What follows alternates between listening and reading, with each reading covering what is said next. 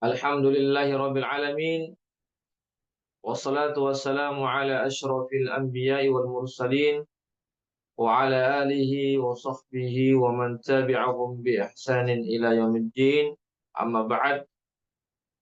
Kaum muslimin wal muslimat, hadirin wal hadirat, para peserta kajian akidah yang senantiasa dirahmati Allah Subhanahu wa taala. Pertama-tama kita senantiasa memuji Allah Subhanahu wa taala dan bersyukur kepadanya atas segala limpahan rahmat dan hidayahnya sehingga kita dapat bertemu kembali di ruang virtual ini dalam keadaan sehat walafiat insyaallah. Selawat dan salam senantiasa tercurahkan kepada junjungan kita Nabiullah Muhammad sallallahu alaihi wasallam beserta keluarga dan para sahabatnya, para pengikutnya yang tetap setia berpegang teguh kepada sunnah-sunnah beliau dan para sahabatnya hingga hari kiamat kelak. Amin ya rabbal alamin. Ikhwatal Islam rahimakumullah. Insyaallah pada pagi hari ini seperti biasa setiap hari Sabtu pagi kita mengkaji kajian membahas kajian akidah atau tauhid, yang mana kita tetap mengkaji kitab at-tauhid dan penjelasannya yang disyarah oleh atau dijelaskan oleh Syekh Muhammad bin Shalih Al-Utsaimin rahimahullahu taala. Kita sampai pada halaman 128 yaitu bab tentang berdakwah kepada kalimat tauhid, ya, kalimat la ilaha illallah. Ya. Di sini Syekh Muhammad bin Abdul Wahhab rahimahullah taala mencantumkan satu hadis lagi dalam bab ini, yaitu hadis yang diriwayatkan oleh Abdullah bin Abbas. Wa an ibni Abbasin radhiyallahu anhu ma anna Rasulullah sallallahu alaihi wasallam lamma ba'atsa Mu'adzan ila al-Yaman qala lahu innaka ta'ti qauman min ahli kitab falyakun awwala ma tad'uuhum ilaihi syahadatu an la ilaha illallah wa fi riwayatin ila an yuwahhidullaha fa inhum ata'u lidzalika fa'alimhum anna Allah iftarada 'alaihim khamsa salawatin fi kulli yawmin wa laila, dan seterusnya. Ini hadis riwayat Bukhari dan Muslim, hadis yang sahih. Dari sahabat Nabi yang bernama Abdullah bin Abbas, semoga Allah meridhoi keduanya, bahwasanya Rasulullah SAW ketika mengutus Mu'az bin Jabal, ya, semoga Allah meridhoi beliau, ke negeri Yaman, qala lahu, maka beliau pun berwasiat kepada pada Mu'az bin Jabal, innaka ta'ti qauman, sesungguhnya engkau akan mendatangi satu kaum dari ahlul kitab, falyakun awwala ma tad'uuhum ilaihi, maka hendaklah yang pertama kali yang kalian ajak mereka adalah untuk bersyahadat la ilaha illallah, maksudnya tidak ada yang berhak diibadahi selain Allah Subhanahu wa taala. Dalam riwayat lain, ila an yuwahhidullah, ya, hingga mereka mau mentauhidkan Allah Subhanahu wa taala. Ya, bagaimana penjelasannya ini? Insyaallah di sini akan dijelaskan oleh Syekh Muhammad bin Shalih Al-Utsaimin. Ikhwatal Islam azatullah. Ya, jadi di sini Rasulullah Shallallahu alaihi wasallam mengutus Mu'az bin Jabal ke negeri Yaman. Sebagai apa? Diutus sebagai seorang guru, sebagai seorang hakim, dan sebagai seorang dai. Ya, jadi Mu'az tentu sahabat Nabi adalah orang-orang yang alim, maka diutusnya dia Mu'az bin Jabal ke negeri Yaman untuk mengajarkan manusia perkara agama, ya, untuk menjadi hakim, pemutus atas perkara yang terjadi di antara mereka, dan menjadi dai yang mengajak manusia kepada Allah Subhanahu wa taala. Ya. Jadi Nabi mengutus Mu'az bin Jabal ini pada bulan Rabiul Awal di tahun ke-10 Hijriah. Ya, di bulan Rabiul Awal, tepatnya pada tahun ke-10 Hijriah. Ya. Nabi juga mengutus bersama Mu'az yaitu Abu Musa al-Asy'ari. Jadi bukan cuma Muaz saja yang diutus, tetapi juga Nabi mengutus juga dalam riwayat disebutkan Nabi juga mengutus Abu Musa al-Ash'ari. Semoga Allah meridhoi keduanya. Ya, yaitu Nabi mengutus Muaz ke negeri Sana'a, ya, ibu kota daripada Yaman, ya, sedangkan Abu Musa al-Ash'ari diutus ke negara Aden, negara Aden dan yang sekitarnya.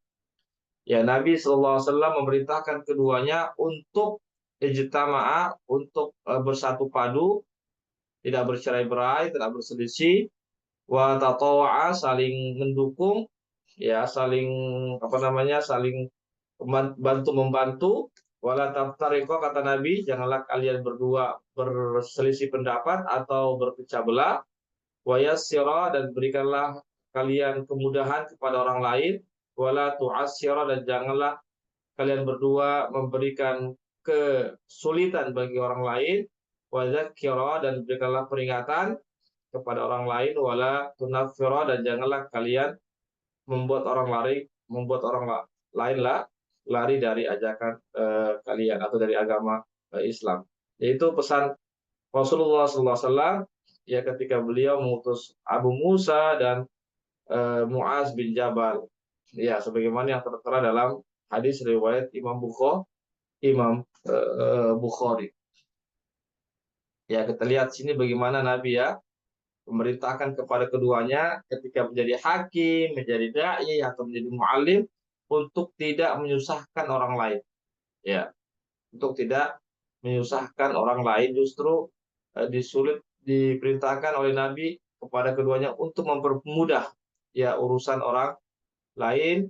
Ya, berikanlah peringatan, tapi jangan sampai peringatan itu membuat orang lari daripada untuk menerima Islam. Ya, ikhwatal Islam, azakumullah. Ya, ya. Jadi ikhwatal Islam, azakumullah.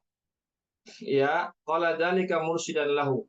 Ya, wa hada dalilun ala ma'rifatihi bi ahwalin nas wa ma ya'lamuhu min ahwalihim. Ya, jadi Nabi mengutus seraya memberikan arahan kepada Muaz bin Jabal. Ini menunjukkan bahwasanya Nabi itu mengetahui keadaan orang-orang yang ada di negeri Yaman dan di negeri Aden.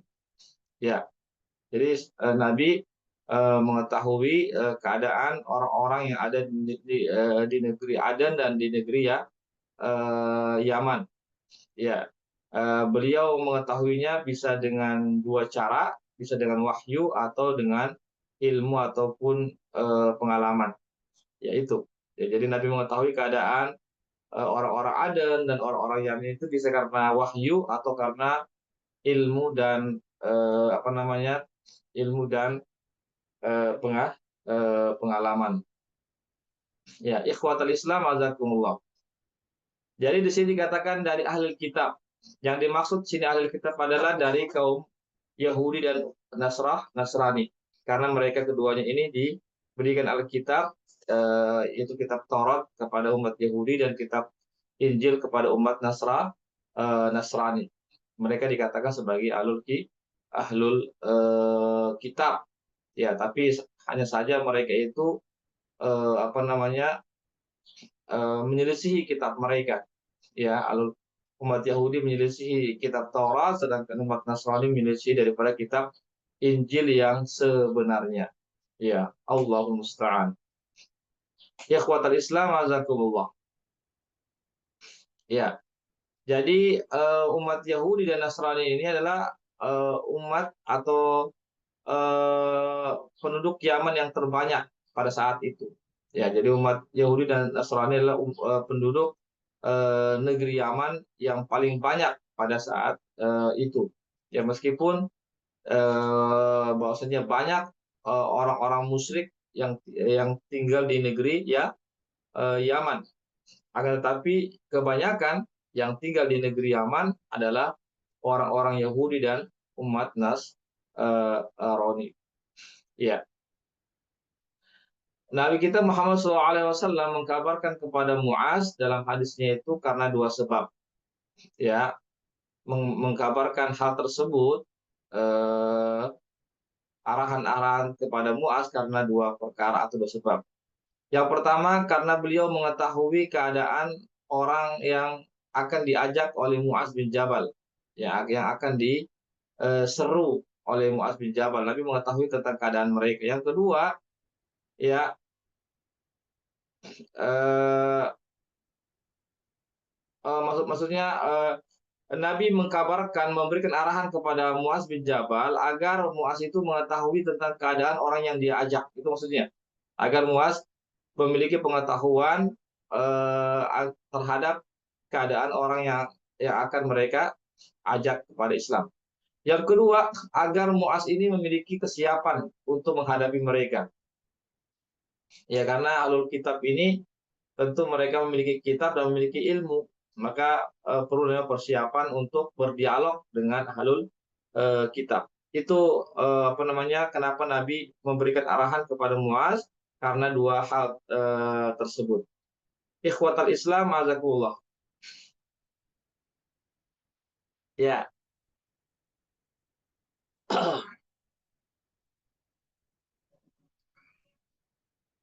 jadi di sini eh, Nabi kita Muhammad SAW yang mengatakan, maka hendaklah perkara yang pertama kali engkau ajak mereka, yaitu ajaklah kepada persaksian bahwasanya tidak ada yang berhak disembah melainkan Allah Subhanahu wa taala. Ya, yaitu bersaksi bahwasanya tidak ada yang berhak selain Allah Subhanahu wa taala, yaitu mengetahui dan meyakini, itu maksudnya mengetahui dan meyakini dan mengucapkan juga, ya, mengetahui dan meyakini dalam hati dan mengucapkannya, ya, dengan lisan, yaitu kalimat la ilaha illallah, bahwasanya tidak ada yang berhak diibadahi selain Allah Subhanahu wa taala. Ya, ikhwatal Islam azakumullah. Jadi di sini bentuk syahadah ini bukan cuma sekedar pemberitahuan, mengkabarkan, tapi harus dilandasi dengan ilmu tentang isi daripada kalimat la ilaha illallah, kandungannya, juga mengkabarkannya, menerimanya, dan mengikrarkannya, ya, mengucapkannya dan mentaatinya. Itu maksud daripada dua kalimat maksud daripada persaksian tidak ada yang berhak diibadahi selain Allah Subhanahu wa taala. Jadi bukan cuma sekedar pemberitahuan, tapi harus dilandasi dengan ilmu atas kalimat tersebut, pemberitahuan atau informasi, menerima dengan hati dan membenarkannya, dan mengikrarkannya dengan lisan, dan mentaati konsekuensi daripada kalimat la ilaha illallah. Ya, seandainya seseorang itu hanya menerima dengan hatinya, namun dia tidak mengucapkan dengan lisannya, itu kalimat la ilaha illallah itu, maka Syekhul Islam mengatakan, Ibnu Taimiyah mengatakan, innahu laysa bimuslim bil ijma' hatta yaqul. Sesungguhnya dia tidak dikatakan seorang muslim berdasarkan kesepakatan para ulama sampai dia mengucapkan kalimat la ilaha illallah. Ya.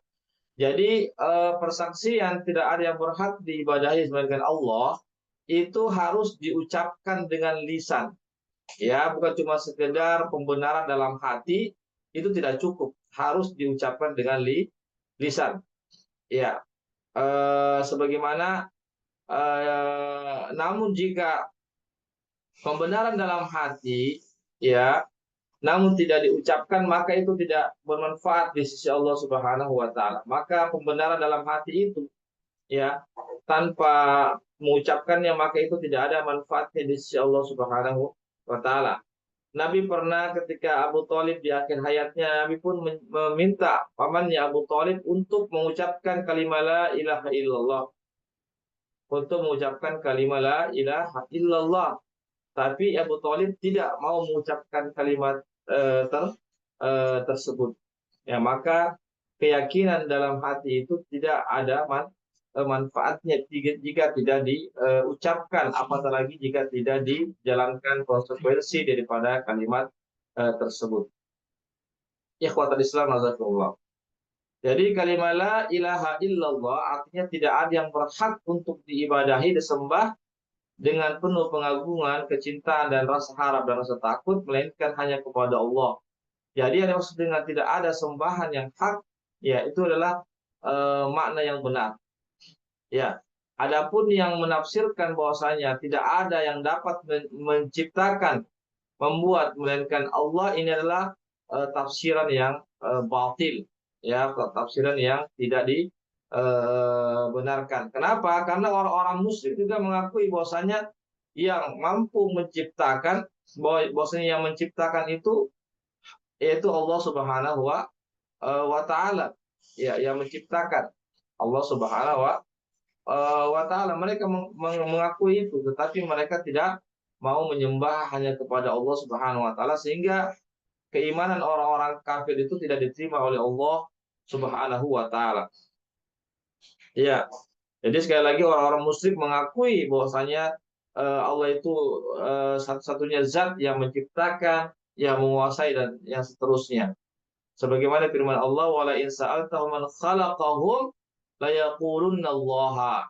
Ya, jika kamu kamu yang Muhammad bertanya kepada mereka siapa yang menciptakan mereka, maka pasti mereka mengatakan yang menciptakan kami adalah Allah Subhanahu wa taala. Dalam ayat yang lain, wala in sa'altahum man khalaqas samawati wal ard la yaqulunnallaha. Jika engkau yang Muhammad bertanya kepada mereka siapa yang menciptakan langit dan bumi, pasti mereka mengatakan Allah Subhanahu wa taala. Ya, tetapi kenapa mereka tetap diperangi oleh Rasulullah? Karena mereka tidak mau menyembah hanya kepada Allah Subhanahu wa taala. Jadi tidak benar jika ada yang menafsirkan la ma'budah ya la qadira 'alal ikhtira'. Tidak ada yang mampu menciptakan melainkan Allah. Inilah penafsiran yang keliru. Ikhwatul Islam azakumullah. Jadi kenapa mesti harus tidak ada yang berhak diibadahi melainkan Allah? Karena orang-orang musyrik juga memiliki ibadah-ibadah, sembahan-sembahan selain Allah, tapi sembahan-sembahan itu sembahan yang tidak hak. Ya, sembahan yang batil. Ya, maka kita harus mengatakan tidak ada sembahan yang hak selain Allah Subhanahu wa taala. Itulah makna daripada kalimat la ilaha illallah. Tidak cukup, tidak ada yang disembah. Ya, kalau tidak disembah kecuali Allah, maka orang-orang kafir mereka memiliki sembahan-sembahan. Tetapi sembahan-sembahan itu adalah sembahan-sembahan yang tidak benar, ya, atau sembahan-sembahan yang batin. Ya, kita ketahui bersama bahwasanya orang-orang musyrik itu apabila mereka mendapatkan kesusahan dalam hidupnya, maka dia segera untuk kembali kepada Allah Subhanahu wa taala dan mengikhlaskan ibadah kepada Allah Subhanahu wa taala. Tetapi jika dia dalam keadaan senang, dalam keadaan lapang, mereka lupa kepada Allah dan justru mereka beribadah atau menyembah patung-patung atau berhala mereka. Ikhwatal Islam, azamukullah. Jadi orang-orang musyrik itu menjadikan sembahan-sembahan itu sebagai perantara-perantara antara mereka dengan Allah Subhanahu wa taala, agar sembahan-sembahan yang disembah itu bisa mendekatkan mereka kepada Allah Subhanahu wa taala sedekat-dekatnya. Jadi sekali lagi mereka menjadikan berhala-berhala yang mereka sembah itu untuk sebagai wasilah perantara antara dia dengan Allah Subhanahu wa taala, tetapi sekali lagi ini tidak diterima oleh Allah Subhanahu wa taala. Ya, karena Allah Subhanahu wa taala tidak ingin ada tandingan-tandingan atau sembahan-sembahan selain Allah Subhanahu wa taala, sebagaimana firman Allah Subhanahu wa taala, "U'budullaha ma lakum min ilahin ghairi." Sembahlah hanya kepada Allah, maka tidak ada satupun Tuhan selainkan Allah Subhanahu wa taala. Ya, ini perintah Allah Subhanahu wa taala kepada para rasulnya untuk sampaikan kepada umatnya bahwasanya tidak ada ilah yang berhak diibadahi melainkan hanyalah Allah Subhanahu wa taala. Itulah ibadah atau sesuatu atau Tuhan yang berhak disembah hanyalah Allah Subhanahu wa taala. Di sini katakan ada kalimat la ilaha illallah, tidak ada yang berhak diibadahi melainkan Allah. Di sini kalimat la ilaha yaitu menafikan semua sembahan-sembahan selain Allah Subhanahu wa taala.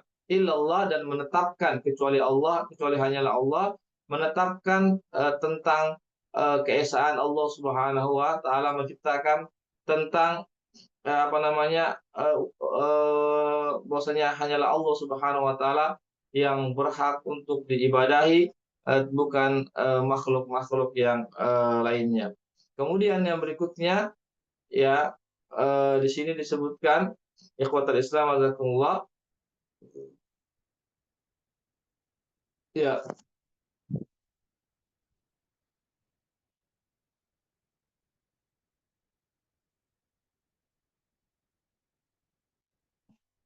ya kita lanjutkan ya.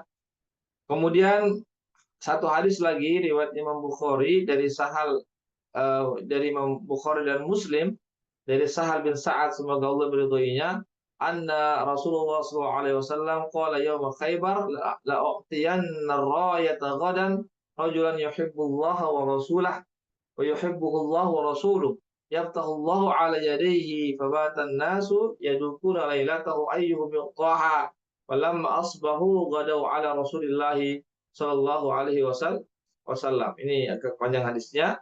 Ya, saya langsung saja. Dari Sahal bin Sa'ad, semoga Allah meridhoinya, berkata bahwasanya Rasulullah SAW bersabda pada perang Khaybar, ya, dia mengatakan sungguh saya akan menyerahkan bendera ini besok kepada seseorang yang mencintai Allah dan Rasulnya, dan Allah pun cinta kepadanya, begitu juga Rasulnya, yang dengannya Allah Subhanahu wa taala memberikan kemenangan melalui kedua tangannya. Fabatan nasu, maka pada malam itu manusia ya memperbincangkan siapakah orang yang akan diberikan bendera oleh Rasulullah Sallallahu Alaihi Wasallam. Ketika mereka berada di pagi hari, maka mereka bersegera menemui Rasulullah Sallallahu Alaihi Wasallam. Ya, dan mereka pun semuanya berharap mendapatkan bendera tersebut. Lalu Nabi mengatakan, Aina Ali ibnu Abi Thalib, Aina Ali ibnu Abi Thalib, mana Ali ibnu Abi Thalib? Fakilah huwa yashtaki ainaya. Ada yang mengatakan dia lagi sakit mata. Farasalu ilaihi, maka Nabi pun mengutus ya para sahabat untuk membawa Ali ke hadapannya. Ya, fabasaqa fi ainaihi, lalu Nabi pun meludahi kedua matanya saya mendoakannya, dan ketika itu dengan izin Allah maka sembuh seketika penyakit mata dari Ali bin Abi Thalib, seakan-akan tidak ada penyakit sebelumnya. Fa'atahu rayah, lalu Nabi pun memberikan bendera kepada Ali ibnu Abi Thalib. Lalu beliau mengatakan, unfut ala rislika hatta tazila bisahatihim. Berjalanlah kamu ya dengan tenang sampai kamu sehingga engkau tiba di kampung mereka. Summa du'uhum ilal Islam, kemudian ajaklah mereka kepada Islam. Wa akhbirhum bima yajibu alaihi min haqqillahi ta'ala fi, dan kabarkanlah kepada mereka apa yang wajib atas mereka dari hak Allah Subhanahu wa taala. Wallahi la an yahdiyallahu bika la an yahdiyallahu bika rajulan wahidan khairul laka min humurin na'am. Demi Allah, sungguh Allah Subhanahu wa taala memberikan hidayah ya dengan sebabnya seseorang mendapatkan hidayah, ya, maka itu jauh lebih baik bagimu daripada mendapatkan unta-unta merah, ya, artinya barang yang berharga pada saat itu. Ikhwatal Islam azakullah, ya, jadi sekali lagi di sini ya Nabi memerintahkan ya Ali bin Abi Thalib untuk mengajak penduduk Khaybar yaitu umat Yahudi masuk ke dalam Islam. Ya, jika sudah masuk ke dalam Islam, maka Nabi memerintahkan agar mereka melaksanakan kewajiban-kewajiban Islam. Jadi bukan cuma sekedar mengajak manusia kepada Islam, tapi lebih daripada itu adalah bagaimana mengkabarkan kepada mereka apa yang diwajibkan atas mereka, ya, sampai mereka pun yakin seyakin-yakinnya terhadap ajaran Islam, dan mereka pun komitmen dan konsisten berpegang teguh kepada Islam. Ya, ikhwatal Islam, azakumullah, ya, ini terkait ya tentang hadis Muaz bin Jabal, ya, tentang hadis Muaz bin maaf, bukan Muaz bin Jabal, hadis Ali bin Abi Thalib, ya, yang disuruh untuk mengajak orang-orang atau penduduk Khaybar untuk masuk ke dalam Islam dan mengerjakan syariat Islam. Di sini ikhwatul Islam azakumullah, sekali lagi mengajak manusia kepada Islam sehingga seorang itu mendapatkan hidayah itu jauh lebih baik daripada unta-unta merah atau dari barang-barang yang berharga, ya, di dunia ini. Ya, oleh karena itulah hadirin, marilah kita senantiasa menjadi dai Allah Subhanahu wa taala, menjadi dai Rasulullah alaihi wasallam, yaitu mengajak manusia ke jalan Allah Subhanahu wa taala. Ya, barangkali ini bisa yang kami sampaikan, ya.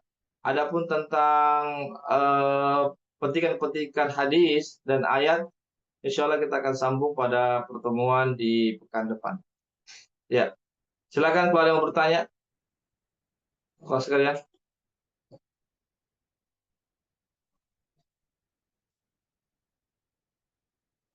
Baik, kalau tidak ada kami cukupkan sampai di sini. Mudah-mudahan ada manfaatnya. Ini ada rekamannya, kami akan kirimkan rekamannya insya Allah. Jazakumullah khairan. Waalaikumsalam. Ada Halo. bertanya? Ustaz. Ya, silakan ya. Begini, Ustaz. Saya Ya, pernah saya pernah dengar bagi orang yang berzikir dengan mengucapkan kalimat syahadat la ilaha illallah. Begini, Ustaz. Ada yang mengatakan bahwa ketika kita berzikir kepada Allah lebih baik mengucapkan langsung mengatakan Allah daripada mengucapkan asyhadu an la ilaha illallah. Karena alasannya begini, Ustaz. Kalau kita mengucapkan la ilaha illallah belum sempat untuk mengatakan Allah, maka itu cuma artinya mengatakan tidak ada Tuhan.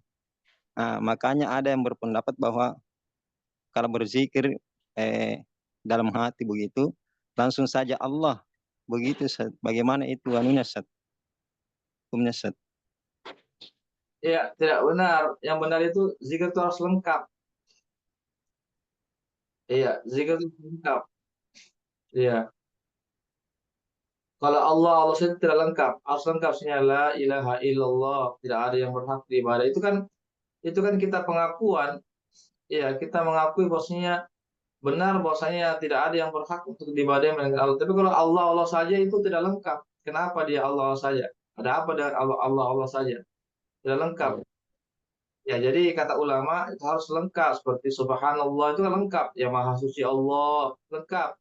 Allahu Akbar, Allah maha besar itu lengkap. Ya, la haula wala quwata illa billah, tidak, itu tidak ada daya, dan itu adalah zikir yang lengkap. Tapi kalau itu cuma sekedar Ar-Rahman Ar-Rahim itu tidak lengkap. Dia harus ada kata setelahnya. Kenapa dia Allah? Allah kecuali Allahu Ahad. Allahu Ahad itu lengkap, itu Allah Maha Esa, Maha Esa, ya, sebagaimana Bilal bin Rabah, ya. Bagaimana Bilal bin Rabah ketika beliau disiksa untuk keluar daripada agama Islam, dia kan mengatakan Allah Ahad atau Ahad Ahad, ya, artinya dia mengakui bahwasanya Allah itu adalah Esa, ya. Allah Ahad itu artinya Ahad, artinya Allah Ahad, ya, begitu. Jadi mestinya harus lengkap, ya, sebagaimana yang Nabi ajarkan dalam zikir-zikir itu kan, zikir-zikir pagi petang, ya, zikir ketika sholat itu kan lengkap. Subhanallah 33 kali, alhamdulillah 33 kali, Allahu Akbar, itu zikir yang lengkap karena dia ada maknanya, memiliki makna, ya. Nah, meskipun Allah juga ada juga maknanya, tapi dia tidak lengkap. Tapi kalau kita mengatakan la ilaha illallah itu lengkap, dan Nabi mau ajarkan dalam hadis-hadisnya untuk mengucapkan kalimat la ilaha illallah, ya. La ilaha illallah sebagaimana disebutkan dalam dalam hadis Rasulullah SAW, yang maka Nabi akhir kalami la ilaha illallah dakhalal jannah, kata Nabi. Barang siapa yang di akhir hayatnya mampu mengucapkan kalimat la ilaha illallah. Jadi kalimat la ilaha illallah yang diucapkan bukan cuma sekedar kalimat Allah Allah saja, itu tidak lengkap. Allah alam bisawab. Ya, makasih, Ustaz. Kawan, ada lagi pertanyaan?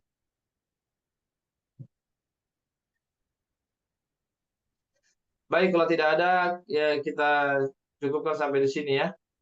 Ya, mudah-mudahan ada manfaatnya bagi kita semua. Semoga kita diberikan istiqomahan dalam menjalankan perintah Allah Subhanahu wa taala dan meninggalkan larangan-larangan Allah Subhanahu wa taala sesuai dengan tuntunan Rasulullah Shallallahu alaihi wasallam.